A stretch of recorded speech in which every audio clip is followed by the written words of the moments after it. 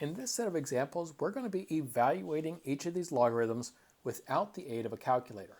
Now remember, evaluate just means figure out what it equals. In order to do that, we're going to use what we know about logarithms. We're going to use that we know that we can rewrite a logarithm as an exponential. So, taking a look at this first problem here, if I think about how I'd rewrite that as an exponential, then it would be 6 to the power of a equal to 36. Based on that, I could figure out what a is, because I could say 6 to the power of what equals 36. And I know 6 squared equals 36. Therefore, in this problem, a would have to equal 2. Now, having seen that problem, though, it also shows us how else we can be thinking about these problems. Because as I take a look at this, I don't even actually have to go through this. Because I could read it as 6 to the power of what equals 36. That's really how we read a logarithm. 6 to the power of what equals 36. All right, let's go on to the next problem. If we want to do it out the long way, we could still do that by rewriting it as an exponential. That would be 2 to the power of d equals 32.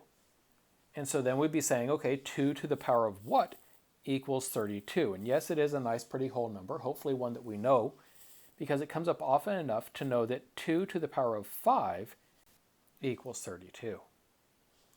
All right, now on to the next one, where we have just log base 5 of 125.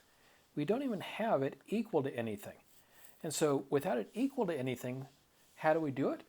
Well, we can still think of it just in terms of 5 to the power of what would equal 125.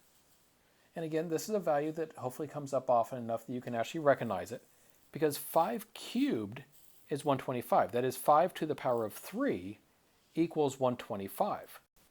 And therefore, log base 5 of 125 equals 3. All right, and then for our last one, we have log of 10,000. No base is written in there, but we can actually know what that base is. If we do not write the base in, it is assumed to be 10. So really this is saying 10 to the power of what is 10,000.